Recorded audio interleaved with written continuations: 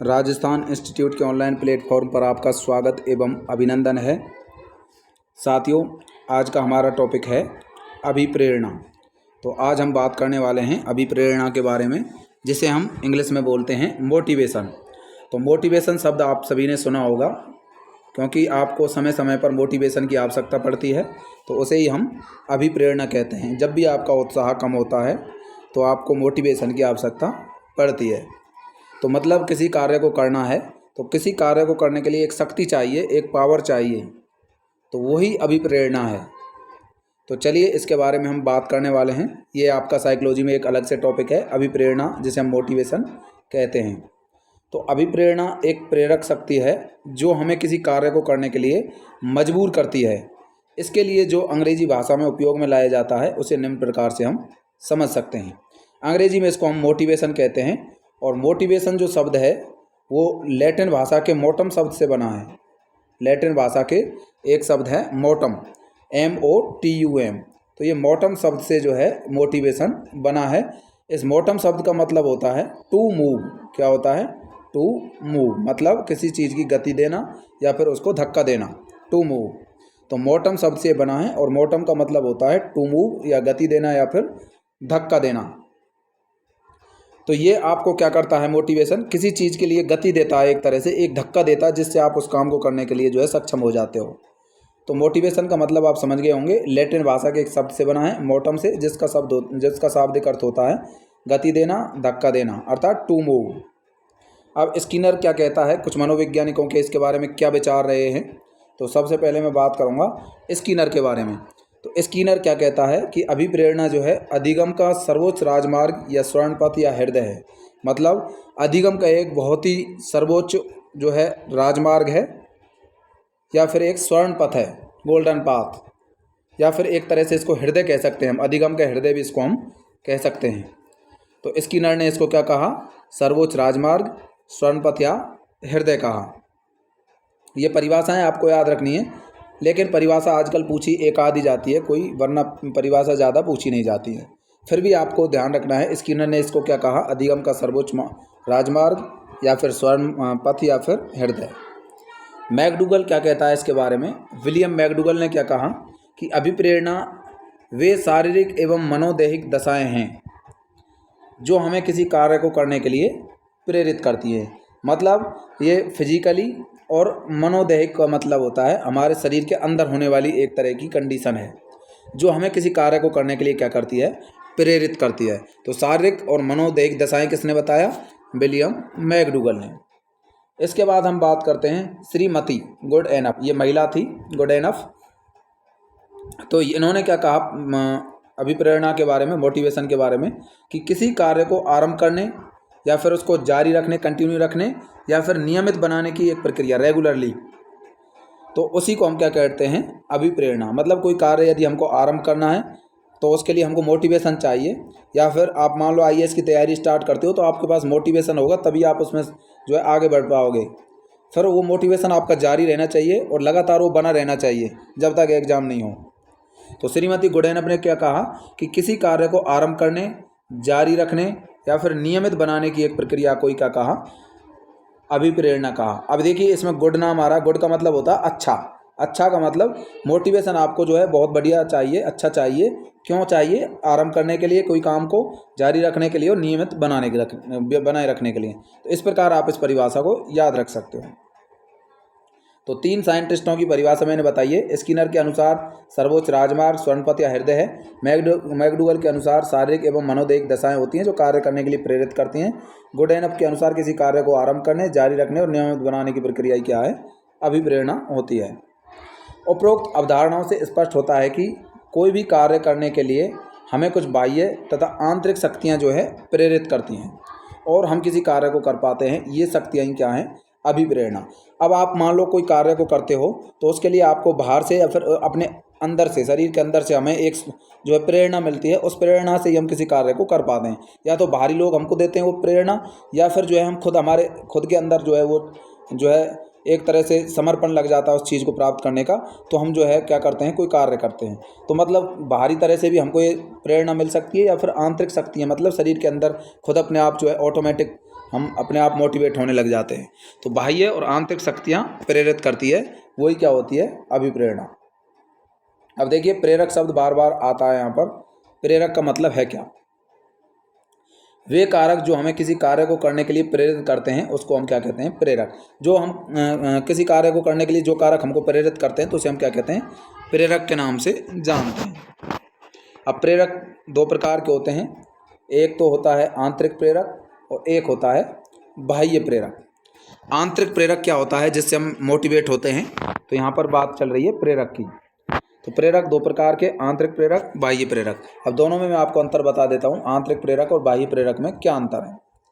आंतरिक प्रेरक वे प्रेरक होते हैं जो हमारे शरीर से ही उत्पन्न होते हैं, जैसे कि हमको भूख लगना, प्यास लगना, नींद लगना, नींद आना, या फिर काम करना, या फिर संवेग हमारे शरीर में, जैसे कि गुस्सा आना, दुखी होना, तो ये सब संवेग होते हैं। क्रोध, गुस्सा, डर, भय, तो ये संवेग हैं।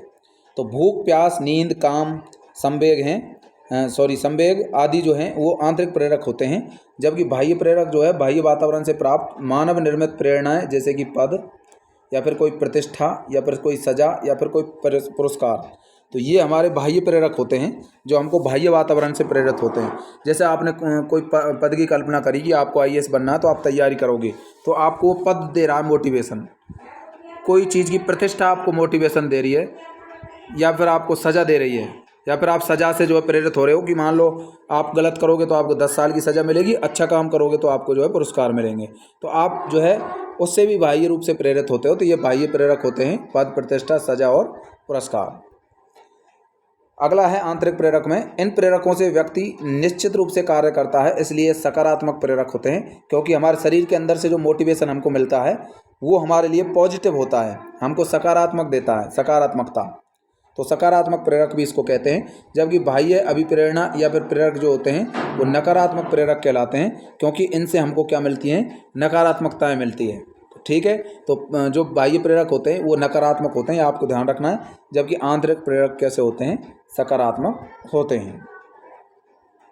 अब अब्राहम मैस्लो क्या कहता है, ये तो हमने सामान्य रूप से बात करी आंतरिक प्रेरक और बाह्य प्रेरक की। अब्राहम मैस्लो इसके बारे में कुछ बताता है कि कौन कौन से प्रेरक होते हैं। तो अब्राहम मैस्लो के अनुसार प्रेरक के प्रकार, तो अब्राहम मैस्लो दो प्रकार के प्रेरक बताता है, ये भी दो प्रकार के प्रेरक बताता है, लेकिन इसके प्रेरक हैं, पहला जन्मजात प्रेरक, दूसरा जो है अर्जित प्रेरक। ठीक है, जन्मजात प्रेरक क्या होते हैं, वे प्रेरक होते हैं जो व्यक्ति को जन्म के साथ ही विशेषता के रूप में लेकर आता है।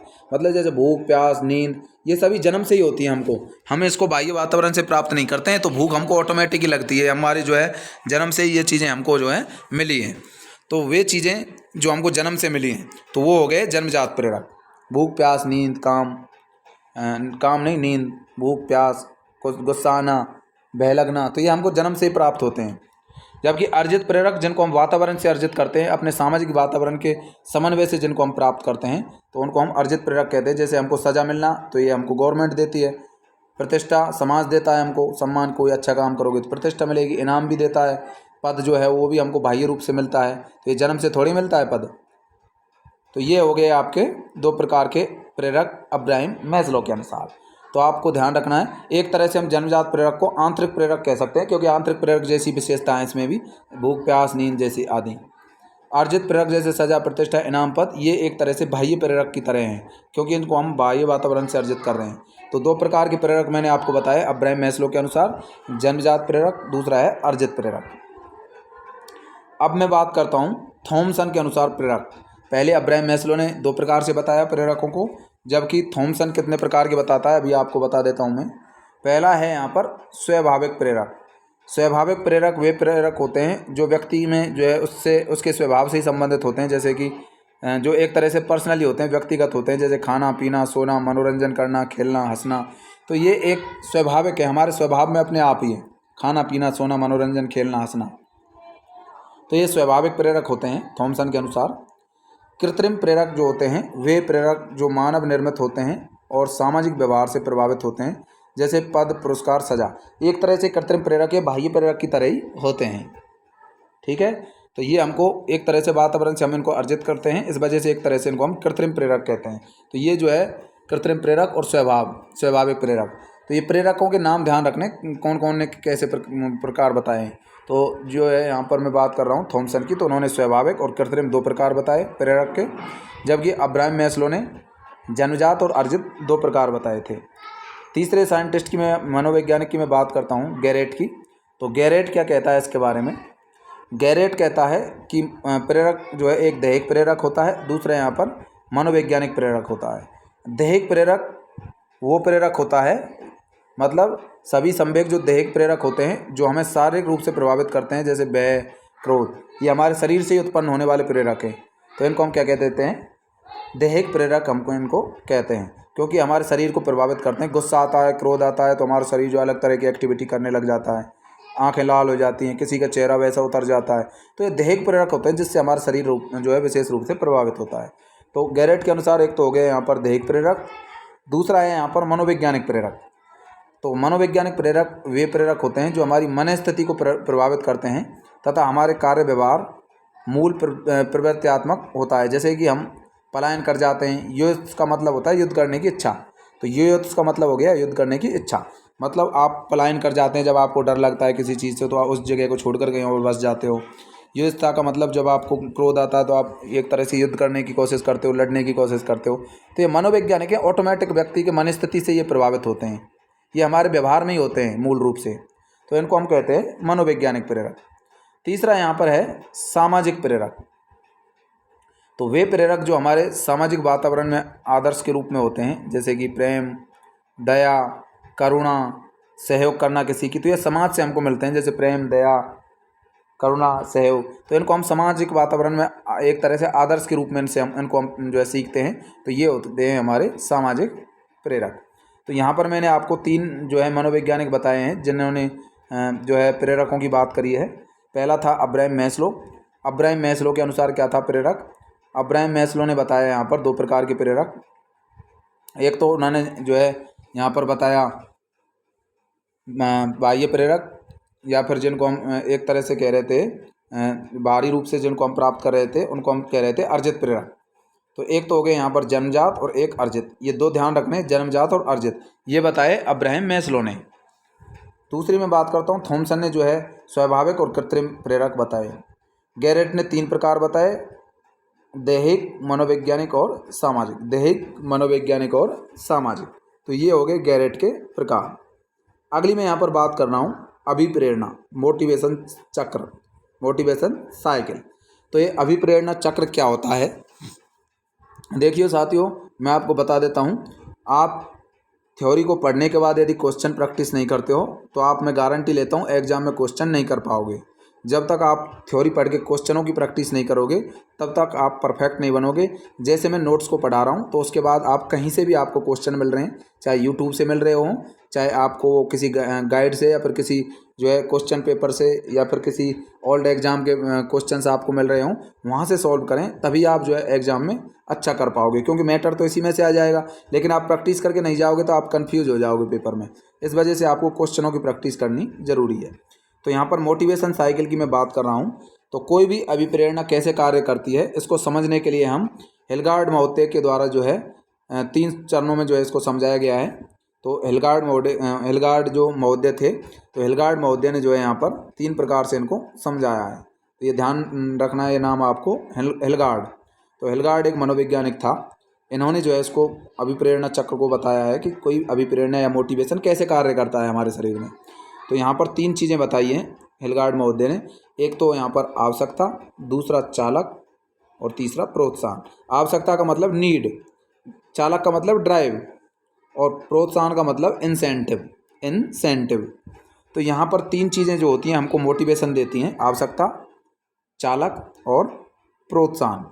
अब देखिए यहाँ पर मैं बात करता हूँ, पहला प्रकार मैंने बताया यहाँ पर आवश्यकता। कोई चीज़ की आवश्यकता होगी तो आप, दूसरा यहाँ पर चक्र आएगा चालक, और तीसरा आएगा प्रोत्साहन। ये तीनों क्रम से आपको ध्यान रखने हैं, आवश्यकता, चालक और प्रोत्साहन। चालक का मतलब प्रणोद, अंतर्नोद, प्रेरक, कारक या फिर तनाव, ये सभी चालक होते हैं।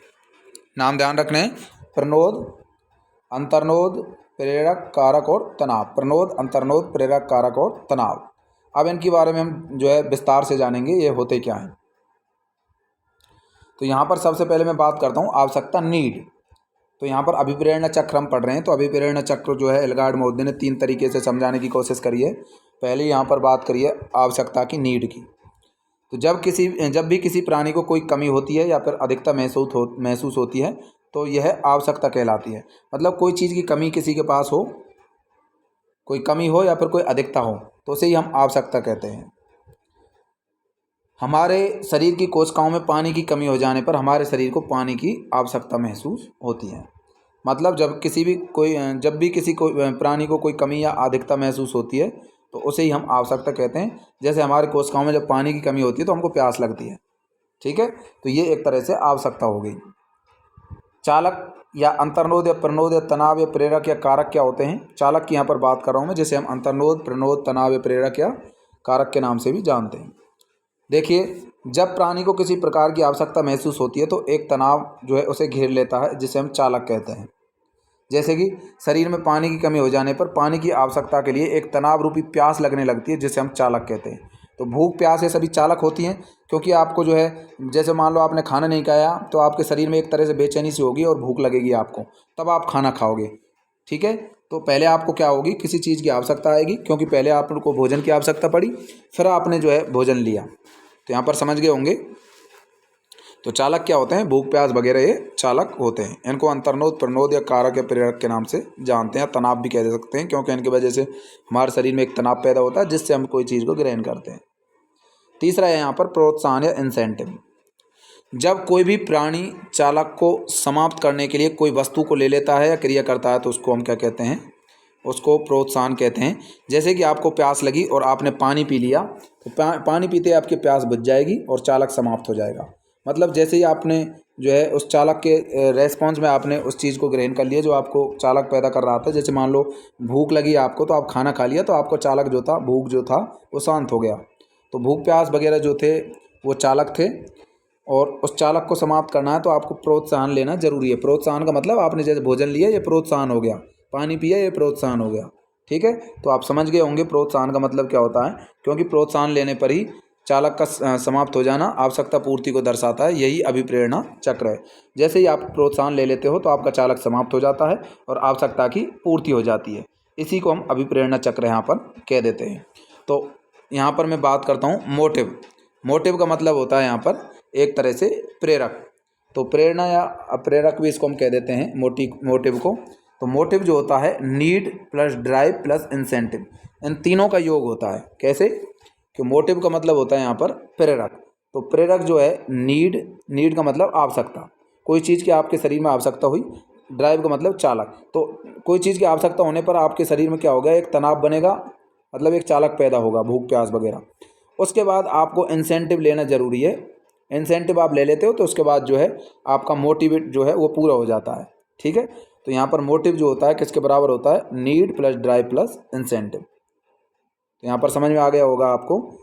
पहले आपको कोई चीज़ की नीड होगी, फिर आप जो है आपके शरीर में चालक पैदा होगा, फिर आप इंसेंटिव ले लेते हो, तो उसके बाद उसका आपका जो चालक था वो समाप्त हो जाता है। और इन तीनों प्रोसेस से ही क्या बनता है? प्रेरक बनता है, मोटिव। तो यहाँ पर क्वेश्चन कैसे आ सकता है आपको? यहाँ पर क्वेश्चन बनने के चांस रहते हैं। ऐसे दे देगा यहाँ पर आपको कि m बराबर n plus question mark plus I. तो यहाँ पर क्वेश्चन मार्क के स्थान पर क्या होगा, ये आपको यहाँ पर बताना है। तो m बराबर n plus question mark plus I. जैसे आपको दे दिया क्वेश्चन m बराबर n plus question mark plus I. अब आपसे पूछ लिया इस क्वेश्चन मार्क की जगह पर ABCD में से क्या आएगा। तो अब आपको बताना है यहाँ पर आप कैसे करोगे इस क्वेश्चन को सॉल्व। तो यहाँ पर n का मतलब था नीड, और क्वेश्चन मार्क का मतलब यहाँ पर D होना चाहिए, ड्राइव, और I का मतलब इंसेंटिव। तो यहाँ पर आपको समझ में आ गया होगा। m बराबर मोटिव था, n मतलब नीड, D का मतलब ड्राइव, और I का मतलब इंसेंटिव। इन तीनों से मिलकर ही मोटिव बन रहा था। तो ये आपका NDI। अब मैं बात करता हूँ यहाँ पर अभिप्रेरणा के सिद्धांत। तो मैंने अभिप्रेरणा चक्र पढ़ लिया, जो कि एल्गार्ड महोदय के द्वारा दिया गया था।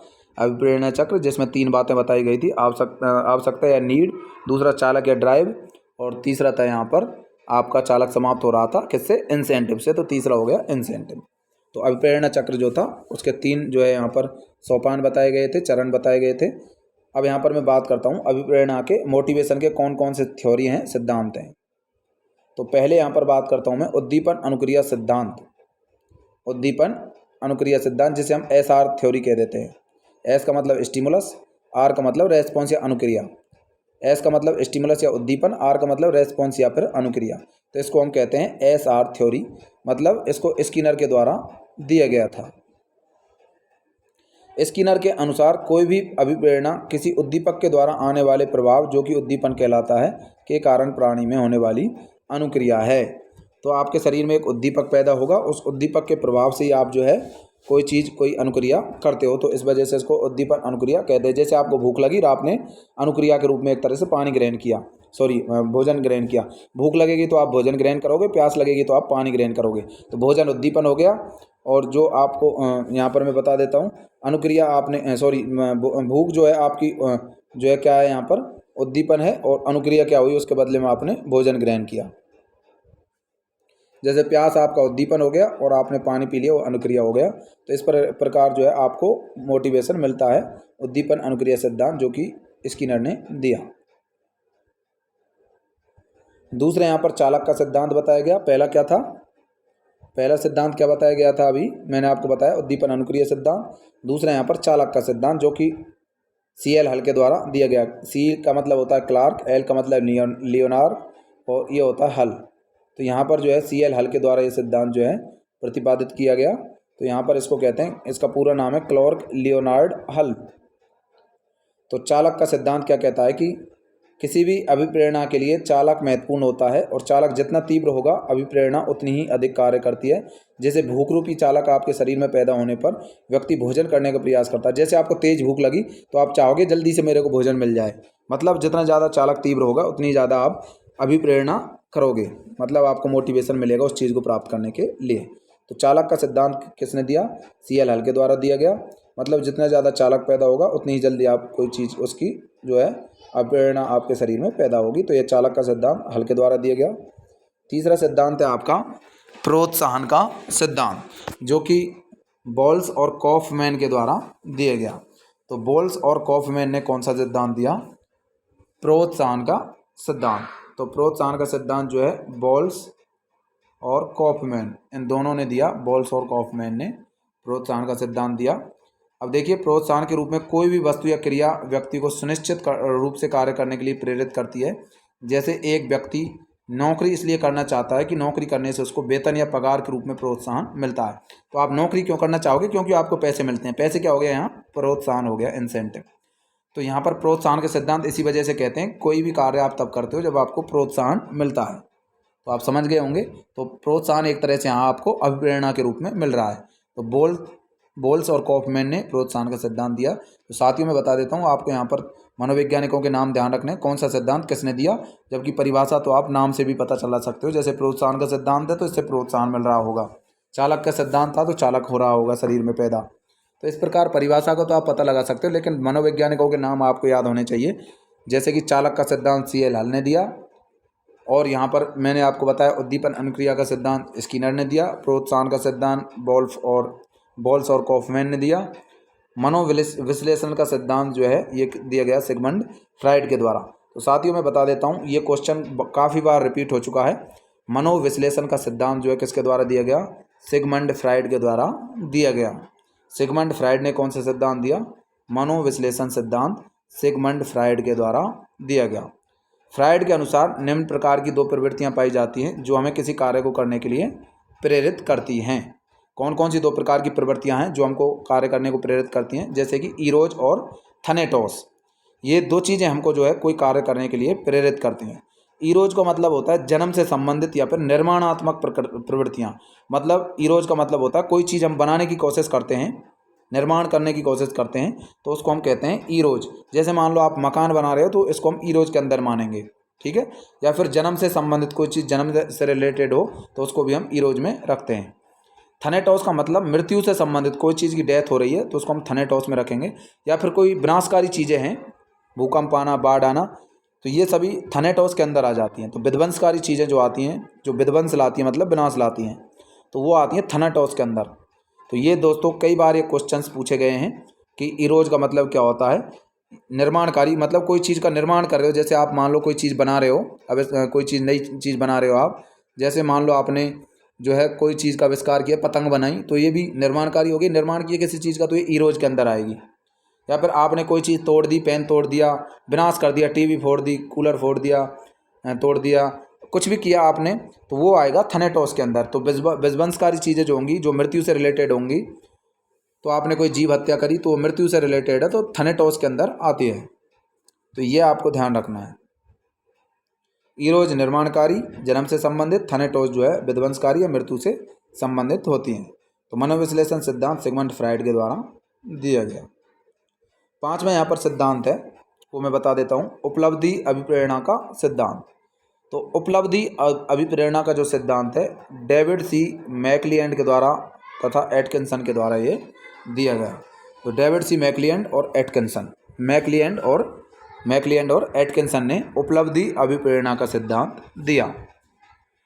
इस सिद्धांत के अनुसार किसी भी व्यक्ति के लिए जो अवसरों की उपलब्धता होती है वह उसे कोई कार्य करने के लिए प्रेरित करती हैं तथा वह प्रेरणा उसके कार्य में गति को पैदा करती है। जैसे कि भर्ती विज्ञापन आने पर एक प्रतियोगी तैयारी शुरू करता है। जैसे मान लो आपको भर्ती निकल गई, जैसे लैब असिस्टेंट की भर्ती आई और आपने तुरंत पढ़ाई स्टार्ट कर दी और भयंकर तरीके से पढ़ने लग गए।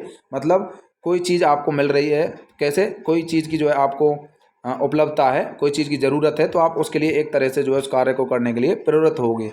जैसे आपको लैब असिस्टेंट में नौकरी लगना है तो आप उस चीज़ से एक तरह से प्रेरित होंगे और तभी आप उस कार्य को करने के लिए जो है पढ़ाई करेंगे। तो आप समझ गए होंगे उपलब्धि अभिप्रेरणा, मतलब आप किसी उपलब्धि को प्राप्त करने के लिए, उपलब्धि हासिल करने के लिए अभिप्रेरणा करोगे, मोटिवेशन करोगे।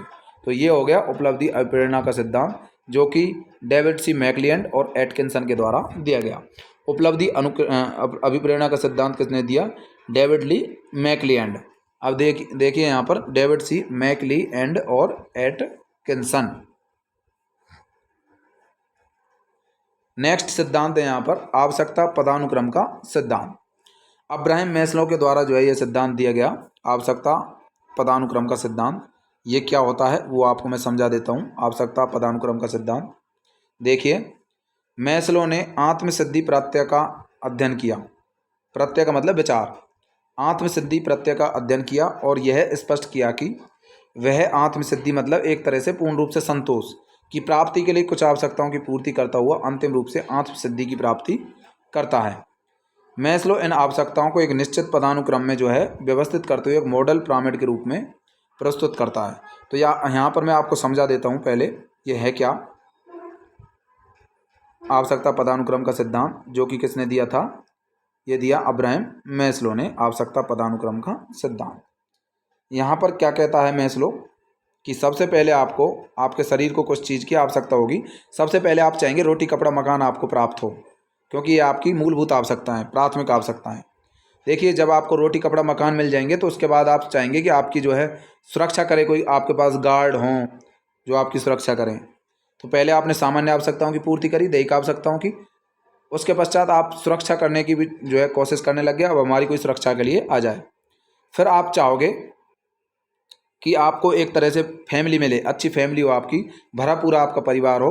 अब आपको प्यार प्रेम की ज़रूरत होगी, स्नेह की आवश्यकता होगी। जब आपके पास जो है रोटी कपड़ा मकान भी आ गया, आपके पास बॉडीगार्ड भी आ गए, सुरक्षा आवश्यकता पूरी हो गई, तो उसके पास चाहोगे आपके पास प्यार प्रेम रहे और जो है आपका एक परिवार रहे, प्यार प्रेम वाला एक परिवार रहे, अच्छा परिवार भरा पूरा।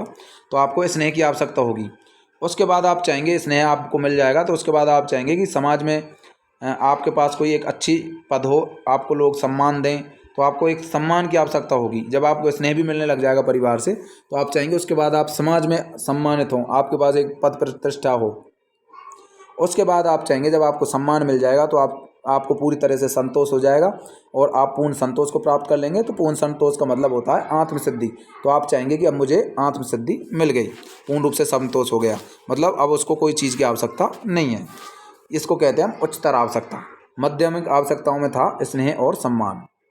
और प्राथमिक आवश्यकताएं कौन कौन सी थी? पहले आपने चाहा कि आपकी सामान्य आवश्यकताएं, जो कि जन्म से लेकर के रोटी कपड़ा मकान, ये सामान्य आवश्यकताएं पूरी हों। उसके बाद आपको सुरक्षा की आवश्यकता पड़ी, क्योंकि जब आपने रोटी कपड़ा मकान ले लिया तो आप चाहने लग गए कि अब हमारी सुरक्षा हो, हमारे पास गार्ड हो। उसके बाद आपके पास ये चीज़ भी आ गई तो आप चाहोगे अब आपका भरा पूरा परिवार हो। फिर आप चाहोगे कि आपके लोग समाज में सम्मान करें, सम्मान दें। उसके बाद आपको पूर्ण सिद्धि प्राप्त हो जाएगी, पूर्ण संतोष प्राप्त हो जाएगा जब सब कुछ मिल जाएगा। तो उसको हम उच्चतर आवश्यकता कहते हैं। तो सबसे लास्ट में आप आत्मसिद्धि चाहोगे, मतलब आपको पूर्ण रूप से संतोष प्राप्त हो। तो ये चरण बताए थे किसने? अब्राहम मैस्लो ने। इसी को हम कहते हैं इसी को हम कहते हैं आवश्यकता पदानुक्रम का सिद्धांत, जो कि अब्राहम मैस्लो के द्वारा दिया गया। तो आवश्यकता पदानुक्रम का सिद्धांत किसने दिया? अब्राहम मैस्लो ने। ये बात आपको ध्यान रखनी है, ये क्रम आपको ध्यान रखनी है, एग्जाम में पूछे जाते हैं। तो अब्राहम मैस्लो के द्वारा कौन सा सिद्धांत दिया गया? आवश्यकता पदानुक्रम का सिद्धांत। तो मैस्लो ने आत्मसिद्धि प्रत्यय का अध्ययन किया और यह स्पष्ट किया कि आत्मसिद्धि की प्राप्ति के लिए कुछ आवश्यकताओं की पूर्ति करता हुआ अंतिम रूप से आत्मसिद्धि की प्राप्ति कर लेता है। मतलब जो चीज़ें थी, उसकी आवश्यकताएं थी, वो पूरी होती जाती हैं और अंत में जो है आत्मसिद्धि को व्यक्ति प्राप्त कर लेता है। जैसे कि पहले दैहिक आवश्यकताएं थी, उसके पश्चात सुरक्षा की आवश्यकता हुई, फिर भरा पूरा परिवार की आवश्यकता हुई, उसके पश्चात उसको जो है यहाँ पर पूर्ण रूप से सम्मान की आवश्यकता हुई, समाज में सम्मान मिले, पद मिले, उसके बाद आत्मसिद्धि की आवश्यकता हुई। तो इस प्रकार एक निश्चित पदक्रम में जो है व्यवस्थित करते हुए एक मॉडल के रूप में उसने इसको प्रस्तुत किया। तो ये हो गया अब्राहम मैस्लो का आवश्यकता पदानुक्रम का सिद्धांत। तो ये आपके सिद्धांत थे। इसमें अब आपका एक सिद्धांत और रह गया है, मूल प्रवृत्तियों का सिद्धांत, जो मैंने पहले भी आपको पढ़ा दिया था, विलियम मैकडूगल वाला मूल प्रवृत्तियों का सिद्धांत, जिसमें 14 मूल प्रवृत्तियां थी और 14 ही प्रकार के संवेग थे जो व्यक्ति को कार्य करने के लिए प्रेरित कर रहे थे। तो यहाँ पर मैं बता देता हूँ, विलियम मैकडूगल के पास 14 प्रकार की मूल प्रवृत्तियाँ होती हैं जो व्यक्ति को कार्य करने के लिए प्रेरित करते हैं, और प्रत्येक मूल प्रवृत्ति जो होती है किसी भी संवेग से संबंधित होती है। तो मूल प्रवृत्तियों का सिद्धांत जो है वो मैं शुरू में भी पढ़ा दिया था मैंने। मूल प्रवृत्तियाँ 14 होती हैं। जैसे व्यक्ति को क्रोध जब आता है तो वो युद्ध करने की कोशिश करता है, युत्साह करता है। तो संवेग यहाँ पर क्रोध हो गया और मूल प्रवृत्ति हो गई यहाँ पर युत्साह। भय का मतलब होता है डर, ये एक संवेग है भय। जब ये संवेग आपके शरीर में पैदा होगा तो आप जो है पलायन करने की कोशिश करेंगे, उस चीज़ से, उस जगह से भागने की कोशिश करेंगे। जब आपको भूख रूपी संवेग आपके शरीर में पैदा होगा तो आप भोजन की तलाश में जाएंगे, भोजन के अन्वेषण में जाएंगे, खोज में जाएंगे। अगला आपका संवेग है एकांकीपन, मतलब अकेलापन। जब आप अकेले रहेंगे तो आप सोचेंगे कि आपके शरीर में जब अकेलापन महसूस होगा आपको, ये संवेग जब पैदा होगा तो आप चाहेंगे कि मैं समूह में जाऊं, ग्रुप में रहूं। तो मूल प्रवृत्ति क्या होगी इसकी? सामूहिकता। जब आपको जो है करुणा आ रही है तो आप शरणागति की जो है शरणागतों की रक्षा करोगे। करुणा का मतलब आपको दया आ रही है, आपके शरण में कोई आया है तो आप क्या करोगे? शरणागति की रक्षा करोगे। करुणा जो है वो शरणागति के लिए आपको प्रेरित करती है। आमोद मतलब होता है आपके शरीर में एक तरह से खुशी आना, तो आप हंसोगे, हास्य करोगे। आमोद मतलब प्रसन्नता। जब आपके शरीर में प्रसन्नता या आमोद रूपी जो है संवेग पैदा होगा तो आप हंसने लग जाओगे। जब आपको जो है घृणा रूपी संवेग आपके शरीर में पैदा होगा तो यहाँ पर आप जो है निवृत्ति करोगे।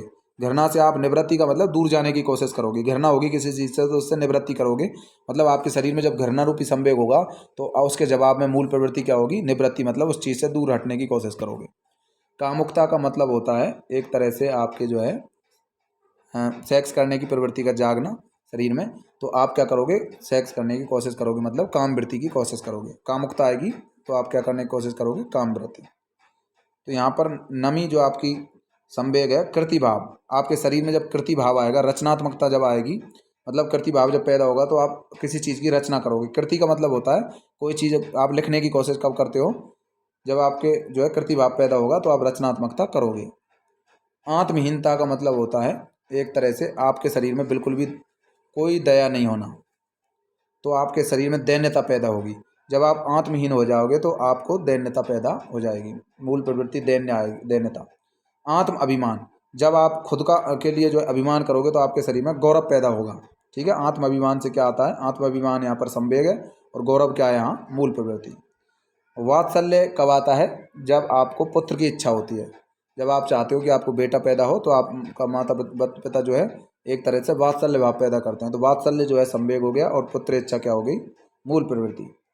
आश्चर्य है तो आपको जिज्ञासा होगी, कोई चीज़ से आपको आश्चर्य मिल रहा है तो आपको उस चीज़ को जानने की कोशिश करोगे, तो जिज्ञासा पैदा होगी। तो आश्चर्य जो है संवेग है, जिज्ञासा इसकी मूल प्रवृत्ति है।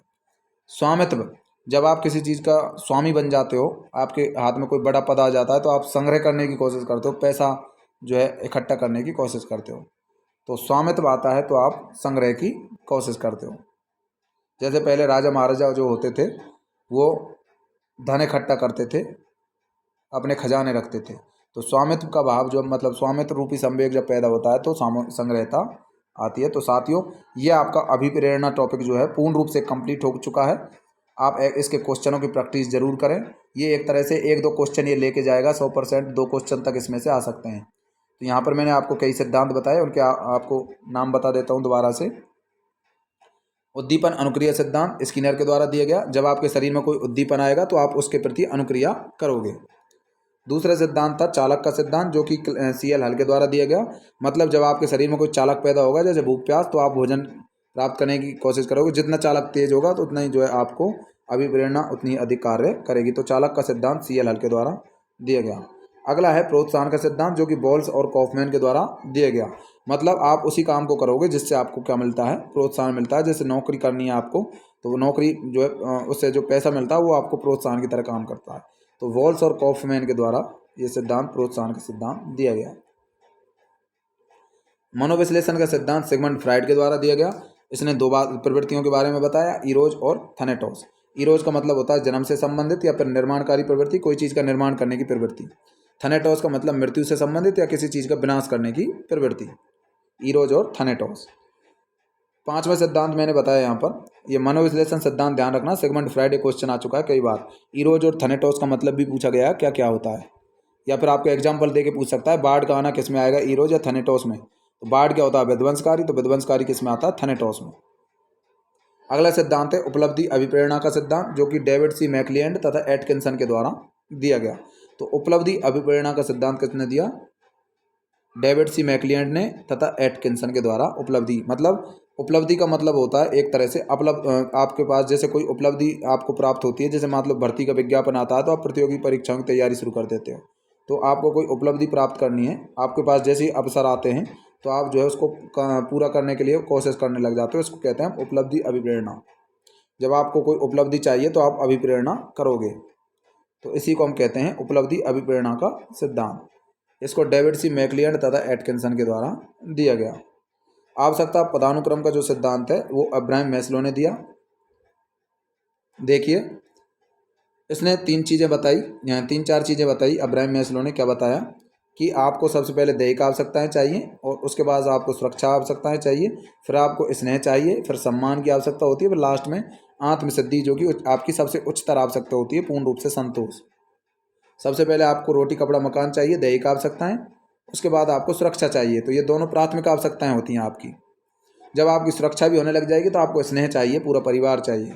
उसके बाद आपको सम्मान चाहिए, समाज में आपको कोई पद मिले, लोग आपका सम्मान करें, और सबसे लास्ट में आप आत्मसिद्धि प्राप्त करना चाहते हो, मतलब एक तरह से संतुष्टि प्राप्त करना चाहते हो।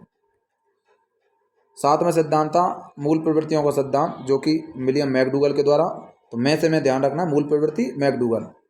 तो मूल प्रवृत्तियों का सिद्धांत मैकडूगल ने दिया। 14 प्रकार की मूल प्रवृत्तियां बताई और 14 ही प्रकार के संवेग उन्होंने बताए। मतलब 14 मूल प्रवृत्ति होंगी और 14 संवेग होंगे। ये मैंने आपको पढ़ा दिए हैं, कई बार इनको आपको मैं पढ़ा चुका हूँ। 14 मूल प्रवृत्ति, 14 संवेग, जो कि मैकडूगल के द्वारा दिए गए हैं। तो साथियों, आप क्वेश्चनों की प्रैक्टिस करें। मैं 100% दावा करता हूँ आप एक भी क्वेश्चन को नहीं छोड़ोगे यदि आप प्रैक्टिस करते रहोगे। धन्यवाद।